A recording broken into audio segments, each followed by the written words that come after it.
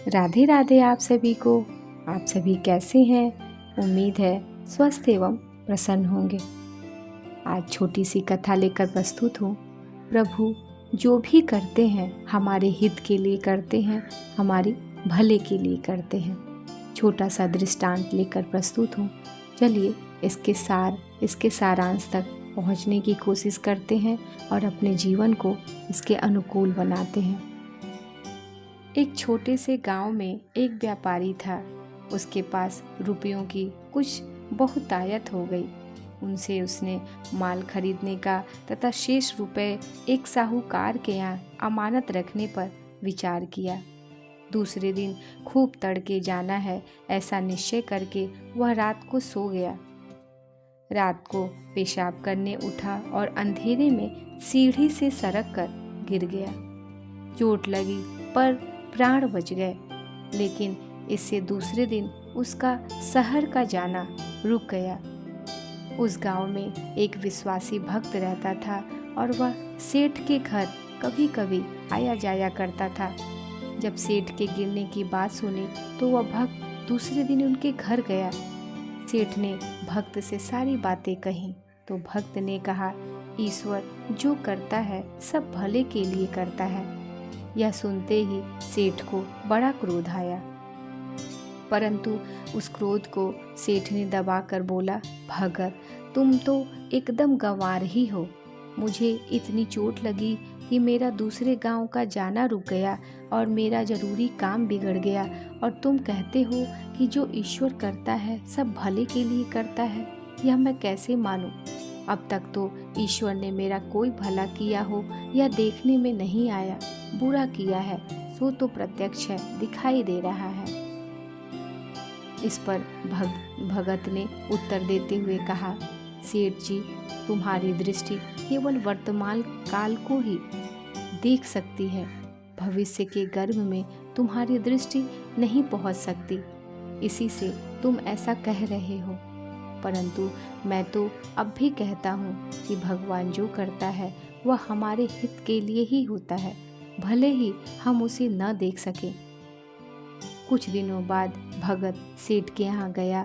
तब सेठ ने उसके पैरों में पड़कर कहा, भगत जी तुम्हारी सब बातें सच्ची हैं। यदि मैं उस दिन नहीं गिरा होता तो मैं जरूर शहर की ओर गया होता और मेरी मृत्यु हो गई होती तथा साथ ही बहुत सा धन भी चला जाता।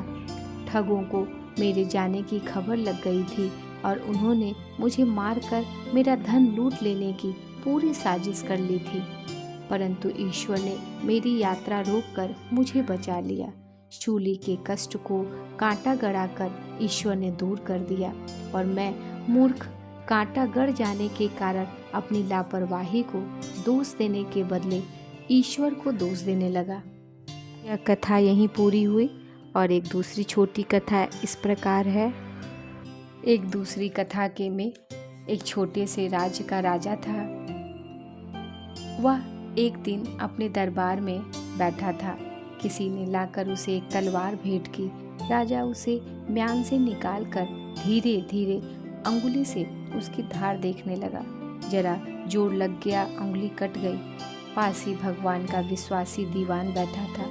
इससे सहज ही उसके मुंह से निकल गया, इससे जो करता है ईश्वर जो करता है सब भले के लिए करता है। फिर दीवान ने अपना साफा फाड़कर अंगुली का खून पोंछ दिया। खून बहना बंद होने पर गीले कपड़े की पट्टी बांध दी। इतनी तात्कालिक सेवा करने पर भी राजा के क्रोध का पारावार न रहा। वह बिगड़ उठा, अरे दुष्ट दीवान, मुझे इतना कष्ट हुआ और तू कहता है कि ईश्वर सब भला करता है। मेरा दुख देखकर दुखी होने के बदले तू प्रसन्न हो रहा है। तुझे मैं मार ही डालता, पर इतने दिनों पास रहा, इसे जेल में भेजता हूँ। यूँ कहकर राजा ने सिपाहियों को आदेश दिया। वे दीवान को पकड़कर कारागार में ले गए। तनिक भी दुखी न होकर दीवान जाते समय राजा के पैर छूकर यह कहता हुआ चला गया कि भगवान जो करता है सब भले के लिए करता है। वही राजा एक दिन शिकार के लिए बाहर गया। सिपाही पीछे रह गए। राजा जंगल में अकेला रह गया। कुछ लुटेरों ने आकर राजा को पकड़ लिया और उसे उसी के घोड़े पर बांध दिया और देवी के मंदिर की ओर ले गए। लुटेरों ने देवी को एक नर बलि देने की मनौती मानी थी और इसी काम के लिए वे राजा को पकड़कर ले गए थे। नंगी तलवार लेकर 2 आदमी उसके दोनों ओर खड़े हो गए। पुजारी ने आकर राजा का शरीर देखा तो उसके हाथ की एक अंगुली में पट्टी बंधी थी। उसने पट्टी खोलकर देखा तो अंगुली कटी दिखाई दी। पुजारी ने कहा, इसका अंग खंडित है, इसलिए इसकी बलि नहीं लग सकती, और वह छोड़ दिया गया। राजा छूटते ही घोड़े पर सवार होकर सीधा जेल खाने पहुंचा। राजा ने दीवान को जेल से बाहर निकलवाकर उसे छाती से लगा लिया। दीवान ने हाथ जोड़कर अभिवादन किया। राजा ने सब बातें सुनाकर कहा, मेरी अंगुली कटने के कारण मैं तो मौत के मुंह से बचा, इसलिए मेरे विषय में तो ईश्वर जो करता है सब भले के लिए करता है। यह तुम्हारी बात ठीक निकली, परंतु तुम्हारा तिरस्कार करके मैंने तुम्हें जेल खाने में डलवा दिया। तब भी तुमने कहा कि जो ईश्वर करता है वह सब भले के लिए करता है, तो इसमें तुम्हारा क्या भला हुआ? तुम्हारा क्या भला हुआ? दीवान ने कहा, राजन, मेरा भला तो प्रत्यक्ष है, फिर भी आपने कैसे नहीं समझा? आप शिकार को जब भी जाते मैं साथ रहता। वे लुटेरे हम दोनों को पकड़ ले जाते। आपकी अंगुली कटी होने के कारण आपको तो छोड़ देते, परंतु मुझको तो मरना ही पड़ता। इस प्रकार मेरे विषय में भगवान ने आपके द्वारा तिरस्कार रूपी मानसिक उत्पात पैदा करके मुझे शारीरिक मृत्यु से बचा लिया।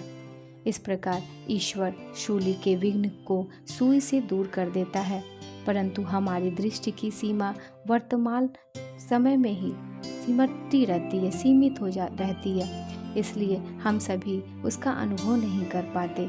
ईश्वर के मंगलमय विधान में जिसका विश्वास है वह उसका अनुभव अवश्य कर सकता है, और ईश्वर जो करता है वो सब भले के लिए होता है। अंत में कथा के माध्यम से यह कहना चाहते हैं, या कथा का सार ही समझिए, कि मनुष्य को ईश्वर की भक्ति में, ईश्वर में अटूट प्रेम, अटूट विश्वास, अपना पूरा समर्पण कर देना चाहिए, और प्रतिदिन ईश्वर की भक्ति में, ईश्वर की भक्ति के लिए कुछ वक्त निकालना चाहिए। प्रतिदिन नहा धोकर पवित्र होकर ईश्वर की मूर्ति के सामने बैठकर दीपक जलाएं, अगरबत्ती जलाएं, धूप जलाएं, और यह विचार करें कि निश्चय ही ईश्वर के विधान में अचल श्रद्धा हुए बिना नहीं रहेगी। साधन करना होगा, केवल हम सभी पुस्तक पढ़ने से काम नहीं चल सकता। उसी प्रकार जैसे बहुत सारे पकवान का नाम लेने से पेट नहीं भरता, केवल हमारी लालसा ही रह जाती है, उसी प्रकार क्रिया साधन के बिना कोई भी फल नहीं मिल सकता। जिस तरह पेट भरने के लिए भोजन की क्रिया आवश्यक है, उसी प्रकार साधन भी करने की वस्तु है। केवल किताब पढ़ना या बाँचना या चर्चा करने से हम उस ईश्वर की भक्ति में लीन नहीं हो सकते। हाँ, यह एक माध्यम बन सकता है या साधन बन सकता है। तब हम सभी आज से विचार करें और ईश्वर की भक्ति में, ईश्वर के विधान में विश्वास करें कि वह जो भी हमारे लिए करता है या हमारे साथ जो भी घटना होती है, अच्छी बुरी, उसके पीछे कहीं ना कहीं ईश्वर का ऐसा विधान है जो हमारे लिए भले का काम करता है। और हमें उस समय तो समझ में नहीं आता है, लेकिन आगे चलकर उस विधान का स्पष्ट ही हमें बोध हो जाता है। तो आप सभी को राधे राधे। उम्मीद है ये 2 छोटी कथाएं आपको समझ में आई होंगी, और इन कथाओं के माध्यम से, इन कथाओं का उद्देश्य या कहिए कि सारांश या जो भी समझिए, इन कथाओं के माध्यम से हम सभी यह समझ लें कि ईश्वर की भक्ति, समर्पण, विश्वास, प्रेम ही हमारे जीवन का लक्ष्य होना चाहिए, और उसकी करनी में, उसकी हमारे लिए जो भी ईश्वर ने सोच के रखा है उस पर कभी भी अविश्वास न करें। विश्वास की सत्ता बनाए रखें, पूर्ण समर्पण करें, पूर्ण समर्पण, अपने आप को समर्पित कर दें, फिर देखें आप कितने आनंदित हो जाते हैं। आप सभी को राधा राधा। यदि कोई त्रुटि हो तो कृपया आप सभी क्षमा करें।